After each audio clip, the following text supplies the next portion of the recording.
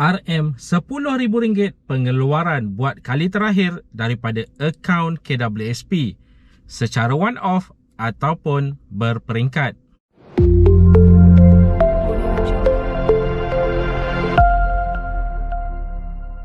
Assalamualaikum, salam sejahtera. Jumpa lagi di channel Herwan Nabi. Okay guys, kepada mereka yang belum lagi subscribe ke channel ini, jangan lupa tekan pada butang subscribe, tekan juga pada butang loceng.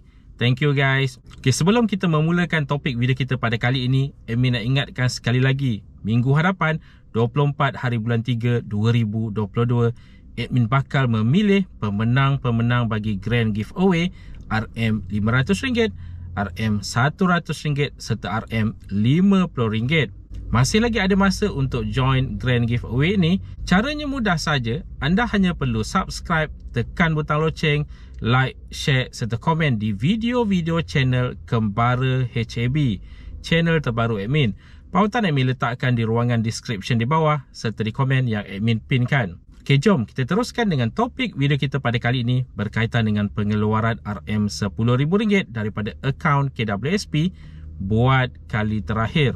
Persoalannya sekarang ini, adakah secara one off RM10,000 ataupun secara berperingkat? Okay, untuk mengetahui berkaitan dengan perkara ini, kita akan melihat daripada beberapa sudut berkaitan dengan pengeluaran RM10,000 daripada akaun KWSP pencarum ini. Jika dilihat daripada sejarah-sejarah pengeluaran sebelum ini untuk pengeluaran khas, bermula daripada iLestari, iSinar serta iCitra, ketiga-tiga pengeluaran ini bukanlah secara sekaligus, di mana pembayaran adalah sebenarnya secara berperingkat untuk ketiga-tiga pengeluaran ini.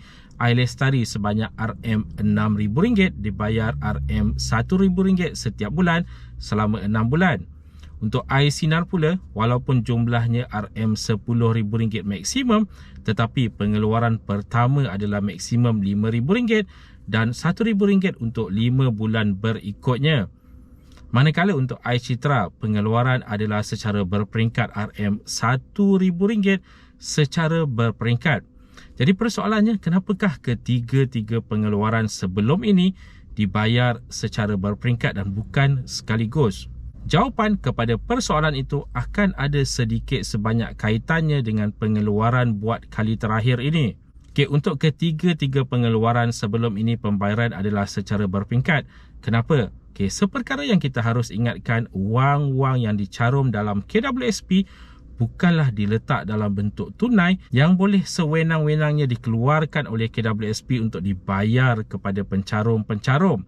Okay, kita harus ingat pengeluaran-pengeluaran khas ini akan melibatkan amount yang besar. Dan untuk pengetahuan semua, caruman-caruman yang dibuat ke dalam KWSP, amount tersebut sebenarnya dilaburkan ke sesuatu tempat, di mana pelaburan-pelaburan ini kebanyakannya adalah pelaburan-pelaburan jangka masa panjang yang tidak boleh dengan sewenang-wenangnya dihentikan untuk mendapatkan kembali wang tunai tersebut.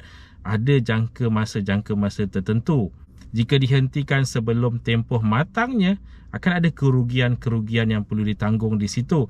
Jadi ini menyebabkan kekangan untuk membayar secara sekaligus untuk pembayaran-pembayaran iLestari, iSinar serta iCitra sebelum ini. Dan cara yang paling mudah yang boleh dibuat oleh KWSP setiap bulan sewaktu pembayaran berperingkat secara setiap bulan adalah dengan menggunakan semula wang caruman setiap bulan yang dimasukkan ke dalam KWSP untuk dibayar untuk pengeluaran-pengeluaran khas ini setiap bulan. Itu apa yang terjadi pada pengeluaran-pengeluaran sebelum ini. Jadi persoalannya sekarang ini, pengeluaran buat kali terakhir RM10,000 daripada akaun KWSP pencarum ini, adakah akan mengikut konsep yang sama seperti pengeluaran sebelum ini ataupun ianya akan dibayar secara sekaligus? Okay, jika kita perhatikan semula ucapan Perdana Menteri sebelum ini dalam kelulusan untuk pengeluaran RM10,000 ini tidak dinyatakan secara one off.